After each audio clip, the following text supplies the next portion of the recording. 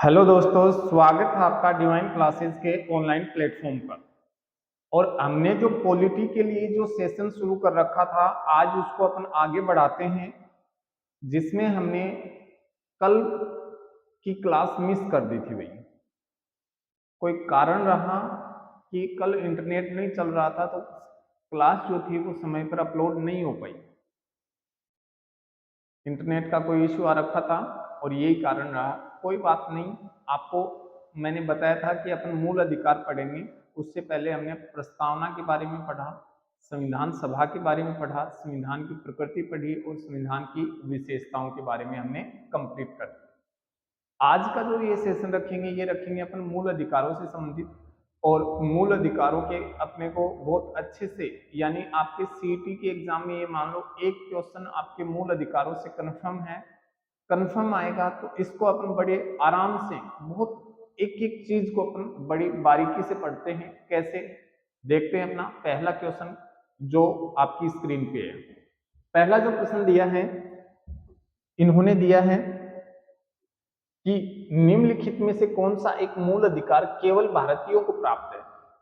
यानी कि इनमें से कोई एक मूल अधिकार है जो केवल, केवल शब्द लिखा है केवल, जो केवल भारतीयों को प्राप्त है। इनमें से कौन सा एक ऐसा मूल अधिकार है जो केवल भारतीयों को प्राप्त है। चलो एक बार देखते हैं अपन इनके बारे में। और पहले समझो इस बात को, बहुत से मूल अधिकार हैं जिसमें शब्द मिलता है व्यक्ति, और कुछ मूल अधिकार है जिनमें शब्द मिलता है नागरिक। और जो नागरिक शब्द मिलता है, इसका मतलब वो है कि केवल भारतीय, केवल भारतीय। इसका मतलब जिन्होंने भारत की नागरिकता ले रखी है वो भारतीय कहलाएंगे।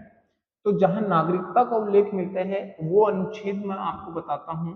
उन अनुच्छेदों को अपन देखते हैं। एक अनुच्छेद है 15 और एक अनुच्छेद है 16।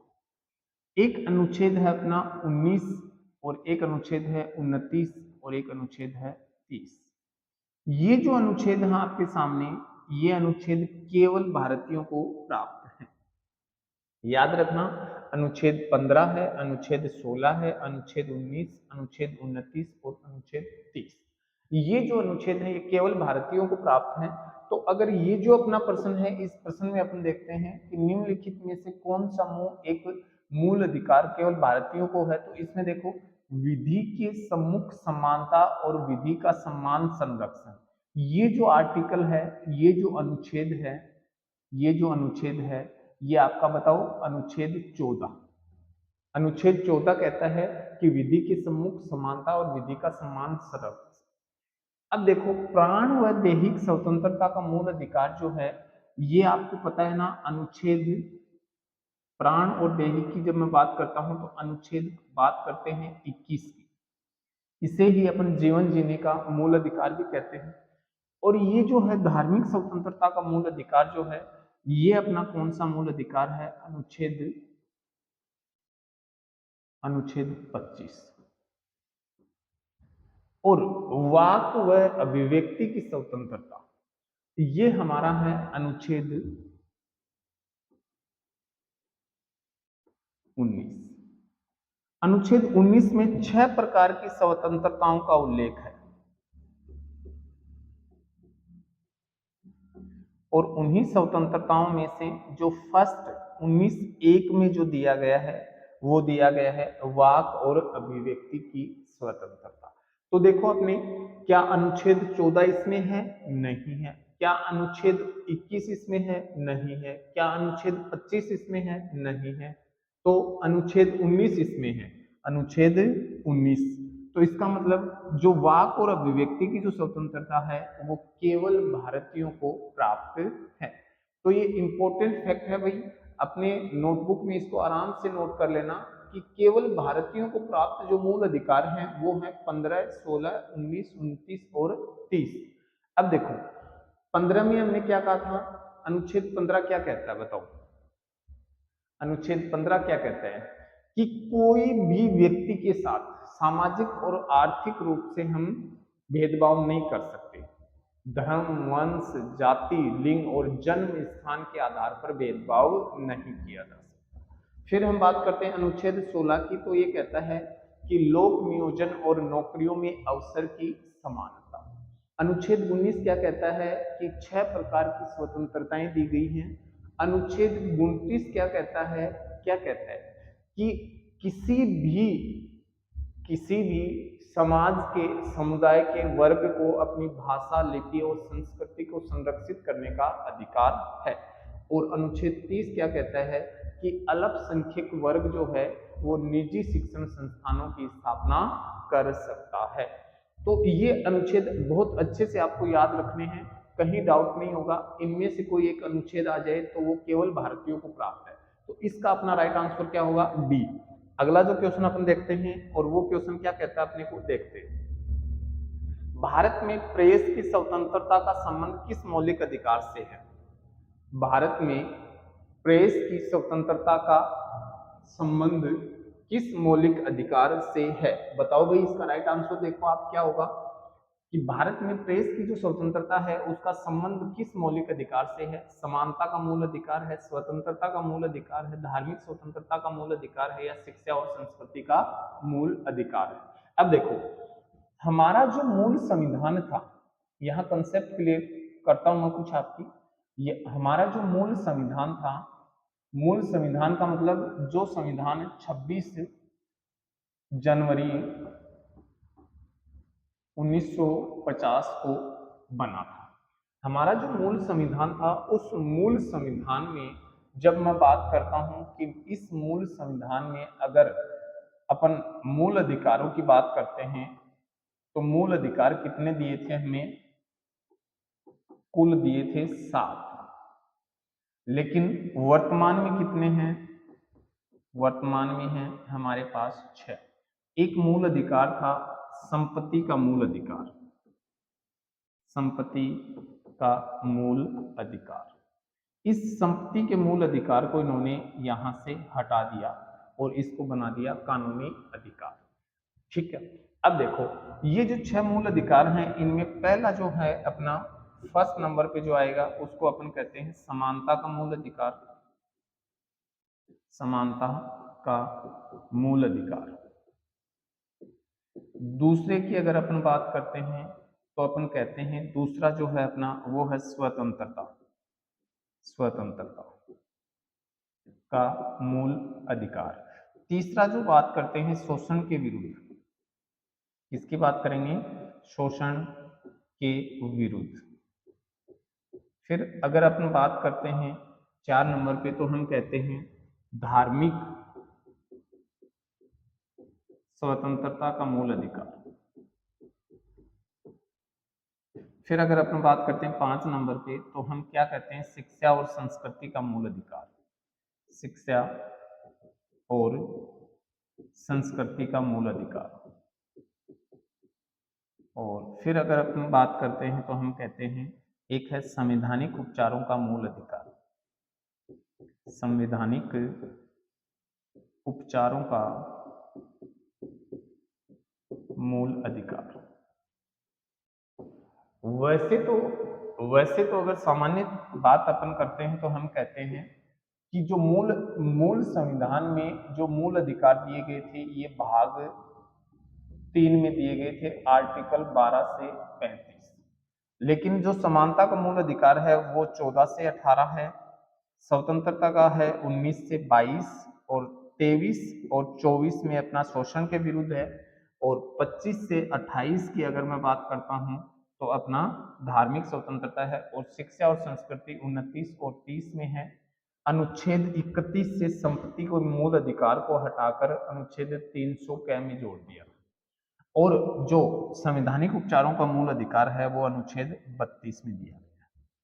लेकिन पूछ क्या रहा है कि प्रेस की स्वतंत्रता, इसका मतलब हमारा जो ये है ये रहेगा स्वतंत्रता का मूल अधिकार, क्योंकि अनुच्छेद 19 में 6 प्रकार की स्वतंत्रताओं का उल्लेख किया गया है, और उन्हीं में से जो पहली स्वतंत्रता है, जो जस्ट हमने पिछला प्रश्न देखा था कि वाक और अभिव्यक्ति की जो स्वतंत्रता है उसी में शामिल है प्रेस की स्वतंत्रता, और इसी में शामिल है अपने सिनेमा की स्वतंत्रता, अपने कोई व्यक्ति अगर ये कहे कि मैं मौन रहूंगा तो उसको मौन रहने की भी स्वतंत्रता दी गई है।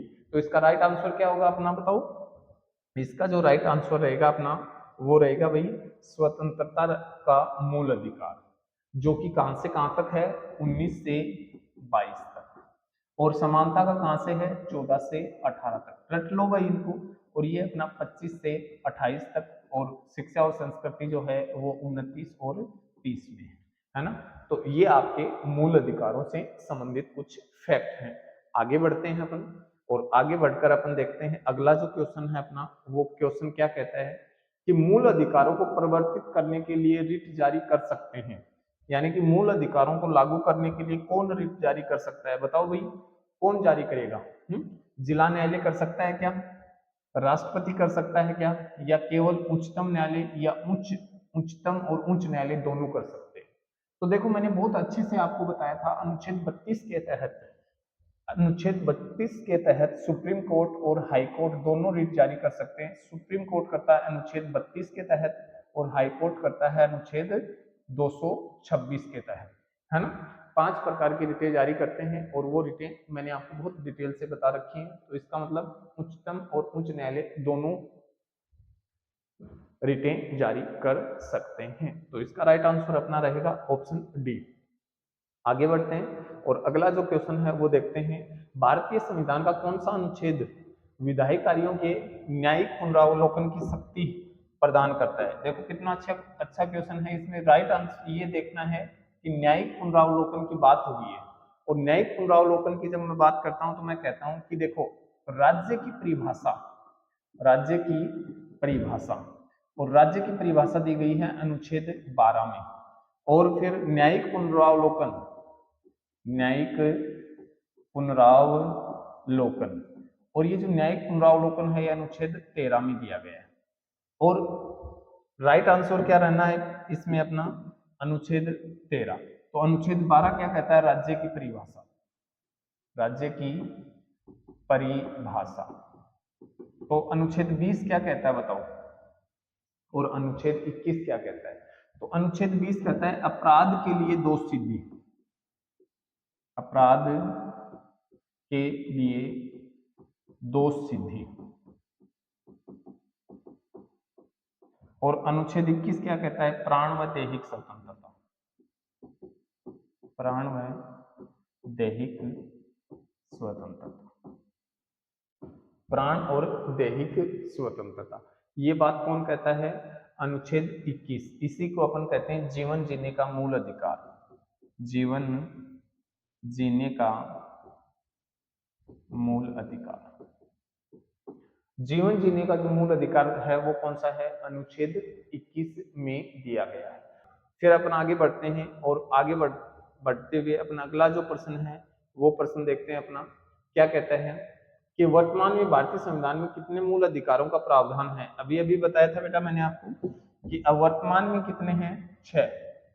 और मूल संविधान में कितने थे? 7। तो याद रखना एक का क्या हो गया? संपत्ति का जो मूल अधिकार अनुच्छेद 31 में था उसको हटाकर कहां जोड़ दिया? अनुच्छेद 300 के। आ जाओ अगला क्वेश्चन अपन देखते हैं। और जो अगला क्वेश्चन रहेगा अपना वो है मूल अधिकारों का उल्लेख है, मूल अधिकारों का उल्लेख है। और मूल अधिकारों का उल्लेख देखो मैंने अभी अभी आपको पीछे भी बता के आया था मैं कि मूल अधिकारों का उल्लेख जो है वो है भाग 3 में। और अनुच्छेद की अगर अपन बात करें, अपन अनुच्छेद की अगर बात करते हैं तो हम बात करते हैं अनुच्छेद 12 से 35। अनुच्छेद 12 से 35 की अपन बात करते हैं और भाग 3 की अपन बात करते हैं, है ना। 12 से 35 और भाग 3 की अपन बात करते हैं। फिर आ जाओ अपन आगे बढ़ते हैं और अगला जो क्वेश्चन रहेगा अपना वो रहेगा, इसका देखो राइट आंसर क्या होगा वो बताओ भाई, है ना। इसका राइट आंसर क्या रहना है? इसका राइट आंसर रहेगा ए व सी दोनों, यानी भाग 3 और अनुच्छेद 12 से 35 दोनों बातें रहेंगी। तो भाग 4 क्या कहता है? नीति निर्देशक तत्वों, नीति निर्देशक तत्व। और नीति निर्देशक तत्व हमने कहां से लिए थे? आयरलैंड से। कहां से लिए हैं? आयरलैंड से। पता नहीं कितनी बार एग्जाम में पूछा गया है कि नीति निर्देशक तत्व भारतीय संविधान में कहां से शामिल किए गए? तो आयरलैंड से शामिल किए थे। अगला जो प्रश्न है अपना, वो प्रश्न अपन देखते हैं और क्या कहता है कि अस्पृश्यता का अंत किस अनुच्छेद से संबंधित है। देखो कितना अच्छा क्वेश्चन है, और ये पिछली बार रिट में आया था ये क्वेश्चन। अनुच्छेद 17 क्या कहता है, अस्पृश्यता का अंत। मैंने बहुत अच्छे से बताया था अनुच्छेद, छुआछूत के अंत की बात कहता है अनुच्छेद 17। तो 18 कहेगा उपाधियों का अंत।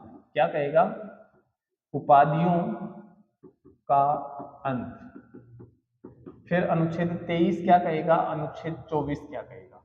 अनुच्छेद 23 कहता है बलात् श्रम, बलात् श्रम व बेगार प्रथा का अंत, बेगार प्रथा। और अनुच्छेद 24 कहता है बाल श्रम, बाल श्रम। बाल श्रम का मतलब 14 वर्ष से कम, 14 वर्ष से कम आयु वर्ग के, कम आयु के बच्चों को कारखानों और खदानों में प्रवेश निषेध किया है। अब देखो दो शब्द मैंने आपके सामने लिखे हैं, एक लिखा है बाल श्रम और एक लिखा है बलात् श्रम। बलात् श्रम का मतलब ये होता है कि आप किसी व्यक्ति से बलपूर्वक काम करवाते हो, अपनी दादागिरी से काम करवाते हो, वो होता है बलात् श्रम। लेकिन बालकों से काम कराते हो वो होता है बाल श्रम। और इसी बलात् श्रम वाले में हम बात करते हैं मानव व्यापार की, और वेश्यावृत्ति जो होती है उसकी बात करते हैं अनुच्छेद 23 के अंतर्गत, है ना। तो इसका अस्पृश्यता का अंत रहेगा किसमें, अनुच्छेद 17 में। आराम से इसको नोट करो। फिर अगर आगे बढ़ते हुए अपन देखेंगे कि निम्नलिखित में से कौन से अनुच्छेद के तहत किसी भी व्यक्ति को एक अपराध के लिए दोहरे दंड का निषेध किया गया है। यानी कि इनमें से ऐसा कौन सा एक अनुच्छेद है जो ये कहता है कि एक अपराध के लिए दोहरा दंड नहीं दिया जाएगा। तो देखो हमने डिटेल से एक एक, अगर आपको याद है तो आप कहीं गलती नहीं करोगे। अनुच्छेद कहता है 19(6) स्वतंत्रताओं का उल्लेख है। अनुच्छेद 20 कहता है अपराध के लिए दोषी भी है। अनुच्छेद 21 कहता है जीवन जीने का मूल अधिकार है। गिरफ्तारी व नजरबंदी से संरक्षण।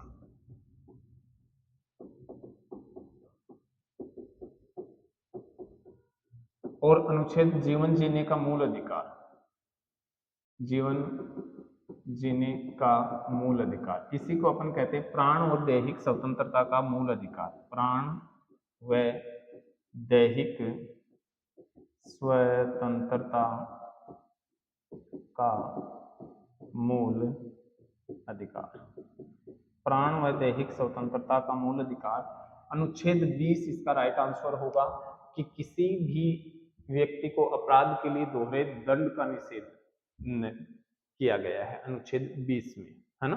अगला जो क्वेश्चन है अपना वो क्वेश्चन रहेगा निम्नलिखित में से कौन से वाद में आरक्षण को चुनौती दी गई थी। बहुत अच्छा क्वेश्चन है भाई, है ना, बहुत अच्छा क्वेश्चन, है ना। अब देखो ये जो सज्जन सिंह जो वाद हुआ था, ये सज्जन सिंह बनाम राजस्थान राज्यवाद था। और इसमें कहा गया था कि जो संसद जो है वो मूल अधिकारों में परिवर्तन कर सकती। फिर गोलकनाथ बनाम पंजाब राज्यवाद ये कहते हैं कि मूल अधिकारों में परिवर्तन नहीं किया जा सकता। फिर केशवानंद भारती ये कहता है, ये केरल राज्यवाद था, और ये कहता है कि संशोधन तो कर सकता है लेकिन मूल ढांचे संविधान के मूल स्ट्रक्चर में कोई चेंजमेंट नहीं कर सकता, है ना। तो ये दिया था केशवानंद भारती बनाम केरल राज्यवाद में, कहा था 1973 में। तो इसमें आरक्षण को चुनौती दी गई थी इंदिरा साहनीवाद 1992 में। और इसमें कहा था कि जो ओबीसी को, ओबीसी का मतलब अन्य पिछड़ा वर्ग, अन्य पिछड़ा वर्ग, इसको जो आरक्षण दे रखा है वो भी किसमें, क्रीमी लेयर। क्रीमी लेयर का मतलब होता है मलाईदार परत, मलाईदार परत, इसको चिकनी परत भी कहते हैं। इसका मतलब ये हुआ कि अन्य पिछड़ा वर्ग के जो लोग 8 लाख रुपए से ज्यादा पैसा कमाते हैं सालाना, तो उसको आरक्षण की आवश्यकता नहीं है। ये कहा था क्रीमी लेयर के बारे में।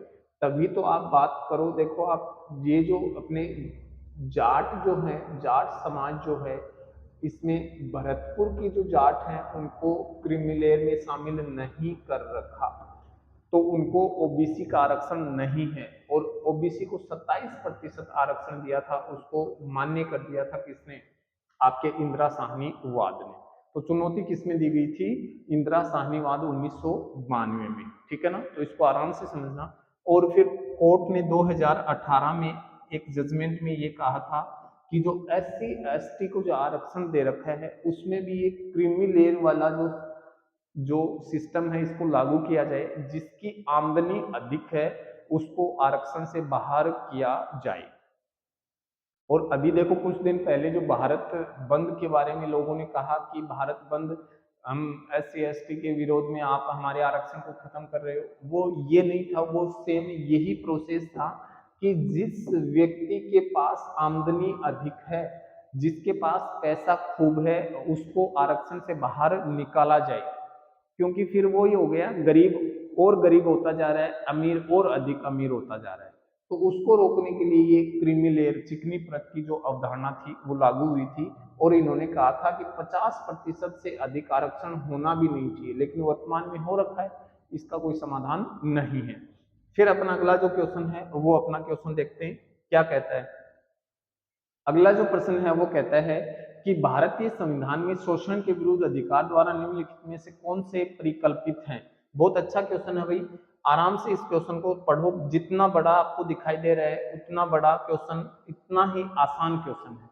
इसमें क्या कहा है कि शोषण के विरुद्ध, और जैसे ही आपके दिमाग में शोषण के विरुद्ध की बात आती है, शोषण के विरुद्ध, और शोषण के विरुद्ध की अगर अपन बात करते हैं तो हम बात करते हैं अनुच्छेद 23 और 24 की। अनुच्छेद 23 और 24 की अपन बात करते हैं। और इसमें अनुच्छेद 23 में अभी अभी मैंने बताया था कि बलात्श्रम, बलात्श्रम और बेगार प्रथा की बात कही गई है। और अनुच्छेद 24 क्या कहता है, बाल श्रम, बाल श्रम यानी 14 वर्ष से कम आयु वर्ग के बच्चों को कारखानों में प्रवेश निषेध की बात करता है। तो इसमें देखो, मानव देह व्यापार और बंधुआ मजदूरी यानी बेगारी का निषेध है, बिल्कुल कहा है। अनुच्छेद कौन सा कहता है, बलात्श्रम की बात कौन कहता है, 23। अस्पृश्यता का अनुच्छेद 17 की बात होती है, ये इसमें शामिल नहीं है। फिर अल्पसंख्यकों के हितों की सुरक्षा, ये अनुच्छेद 29 और 30 है। और कारखानों में, खदानों में बच्चों के नियोजन का निषेध बिल्कुल शामिल है। इसका मतलब एक और जो 4 है वो किसकी बात करता है, शोषण के विरुद्ध मूल अधिकार की बात करता है। यानी अनुच्छेद 1 और 4, अनुच्छेद 1 बात करता है अनुच्छेद 23 की, और 4 जो है ये बात करता है अनुच्छेद 24 की। तो हमें देखना है कि 1 और 4 किसमें है, 1 और 4 नहीं है, 1 और 4 नहीं है, 1 व 4, यानी इसका राइट आंसर जो होगा वो होगा सी। इसका राइट आंसर क्या होगा, सी होगा। देखो कितना आसान प्रश्न है, कभी देखकर इनको डरना मत। जब भी इतना बड़ा क्वेश्चन मिले तो उसको उतनी ही शालीनता के साथ आप पढ़ाई करो, और उसमें देखो कि उसने आपसे पूछा क्या है। आप शालीनता से अगर उसको पढ़ोगे ना तो उसका राइट आंसर आपको जरूर मिल जाएगा, आराम से आसान भाषा में मिल जाएगा। कहीं भी कोई प्रॉब्लम नहीं होगी आपको, कहीं भी नहीं होगी, है ना। तो आसान शब्दों में आपको सब कुछ मिल जाएगा। फिर देखो आगे बढ़ते हैं हम, और अगला जो क्वेश्चन है अपना, वो क्वेश्चन क्या कहेगा देखते हैं। संगठन, पार्टी व संघ बनाने की स्वतंत्रता का उल्लेख किस अनुच्छेद में वर्णित है। अब ये कहां से पूछा है आपको पता है क्या, अनुच्छेद 19 से। और 19 में 6 स्वतंत्रताएं दी गई हैं। तो उनमें से कौन सी स्वतंत्रता है जो संगठन, पार्टी और संघ बनाने की स्वतंत्रता की बात करती है। तो इसमें देखो अनुच्छेद 19(3) जो है वो ये कहता है कि संगठन, पार्टी और संघ आप बना सकते हो। पहला क्या कहता है, वाक और अभिव्यक्ति की बात करता है, दूसरा सम्मेलन की, और तीसरा क्या कहता है, संघ, पार्टी और संघ बनाने की स्वतंत्रता की बात करता है। ठीक है, आराम से इसको समझो। फिर अपना आगे बढ़ते हैं, और अगला जो क्वेश्चन है अपना वो क्वेश्चन देखेंगे। आपातकाल के दौरान निम्नलिखित में से कौन सा अनुच्छेद निलंबित नहीं किया जा सकता। ये मैंने बिल्कुल अलग से आपको नोट डाल के लिखवाया था, बहुत अच्छे से समझाया था कि अनुच्छेद अनुच्छेद 20 व 21 जो है वो आपातकाल में भी क्या है, निलंबित नहीं होते, और अनुच्छेद 19 जो है वो राष्ट्रीय आपातकाल लगते ही स्वतः ही निलंबित हो जाता है, उसको जरूरत ही नहीं है निलंबित करने की। तो अनुच्छेद 20 और 21 इनमें है क्या, 20 व 21, तो इसका मतलब ये भी है ये भी है, तो बी व सी दोनों, बी और सी दोनों इसके राइट आंसर होंगे। तो इसको आराम से आप कर सकते हो ऐसे प्रश्नों को। तो ये जो प्रश्न है बहुत अच्छा प्रश्न है, इसको याद रखना और इसके साथ ही लिख लेना, अनुच्छेद 19 जो है वो स्वतः ही निलंबित हो जाता है, स्वतः ही, जैसे ही आपातकाल लगेगा अनुच्छेद 19 प्रभावी हो जाएगा, 19। ठीक है, अब आगे बढ़ते हैं और अगला जो क्वेश्चन है उस क्वेश्चन को अपन समझते हैं। शिक्षा के अधिकार को मूल अधिकारों की श्रेणी में कब जोड़ा गया था? अब देखो समझो, हमने पढ़ा था नीति निर्देशक तत्व और उसमें हमने कहा था अनुच्छेद जो 45 है उसमें मूल संविधान में कहा गया था, मूल संविधान में ये कहा गया था कि अनुच्छेद 45 में जब राज्य चाहे तो 6 से 14 वर्ष के बच्चों को निःशुल्क और अनिवार्य शिक्षा दी जा सकती है। लेकिन हमने एक संविधान संशोधन किया था और उसका नाम था 86वां, और ये कब हुआ था, 2002 में। इस संशोधन के तहत हमने कहा कि शिक्षा प्राप्त करना बच्चों का मूल अधिकार है, और इसमें भी ये कहा गया था, इसमें भी ये कहा गया था, क्या कहा था कि 2010 से संपूर्ण भारत में ये लागू हो गया था, और इसी के तहत एक संविधान संशोधन के तहत 11वां मूल कर्तव्य जोड़ दिया था, मूल कर्तव्य। और 11वां जो मूल कर्तव्य जुड़ा था, इस मूल कर्तव्य में ये कहा गया कि अभिभावकों का भी कर्तव्य है बालकों को शिक्षा प्रदान करना। तो इसको आप सही से समझना, इसका राइट आंसर अपना क्या होगा बताओ, 86वें संविधान संशोधन 2002 के तहत। अगला क्वेश्चन देखें, और अगला क्वेश्चन अपन देखते हैं, इसमें देखो अनुसूचित जाति व जनजाति अधिनियम कब अस्तित्व में आया था? ये जो अधिनियम था ये 1980, ये जो अधिनियम था इस अधिनियम को अपन कहते हैं अनुसूचित जाति व जनजाति अधिनियम 1989, और ये अस्तित्व में आया था 30 जनवरी 1990 को, 30 जनवरी 1990 को। और अनुच्छेद जो 17 हमने पढ़ा था, अनुच्छेद 17, इस अनुच्छेद 17 की रक्षा करने के लिए ये अधिनियम पारित किया गया था। अगला जो अपन पढ़ेंगे और उसमें अपन देखते हैं अगला क्वेश्चन, देखते हैं सहकारी समितियों का गठन किस संविधान संशोधन के तहत किया गया था? अब देखो थोड़ा सा समझना, हमने अनुच्छेद 19 में पढ़ा था 6 प्रकार की स्वतंत्रताओं का उल्लेख, और उसी स्वतंत्रताओं में अनुच्छेद 19(3) में हमने पढ़ा था संघ पार्टी बनाने का जो व्यक्ति को स्वतंत्रता होगी। इसी में एक अमेंडमेंट किया था 97वां संविधान संशोधन 2011 में, 97वां संविधान संशोधन हुआ था कब, 2011 में। और इस 97वें संविधान संशोधन 2011 के तहत सहकारी समितियों के गठन का प्रावधान किया गया था। तो ये आज का जो सेशन था, इस सेशन के अपने 15 क्वेश्चन जो थे वो अपने कंप्लीट होते हैं। अब इसमें कौन कौन से क्वेश्चन आपके सही हुए और कौन कौन से आपके गलत हुए, जो गलत हुए तो उसमें आपने कहाँ गलती की है उस गलती को सुधारो, और जो सही हुए हैं उनमें अपनी और मेहनत को बढ़ाओ कि एग्जाम में जैसे ही आपको क्वेश्चन मिले आप उसमें कहीं से भी गलती नहीं कर पाओ। पॉलिटी एक ऐसा विषय है जिसको आप अगर ध्यान से पढ़ोगे तो बहुत आसानी से अपने प्रश्नों को सही कर दोगे। और इसी के साथ आज का सेशन अपने यही विराम देते हैं। अगर आपको ये वीडियो अच्छा लगे तो अपने दोस्तों के साथ जरूर शेयर करें, और अपने जो क्वेश्चन है, जो डाउट है वो कमेंट में जरूर लिखें। अगर आपको कोई प्रॉब्लम है, तो कोई समस्या है कोई क्वेश्चन से रिलेटेड, तो वो समस्या कमेंट में आप जरूर लिखें, आपको तुरंत उसका जवाब दिया जाएगा। कल की क्लास में मिलते हैं, इसी सेशन को आगे बढ़ाएंगे, मूल अधिकारों के क्वेश्चन जो हैं उनको आगे बढ़ाएंगे। तब तक के लिए स्वस्थ रहिए, अपनी पढ़ाई कीजिए, मिलते हैं नए वीडियो के साथ। जय हिंद दोस्तों।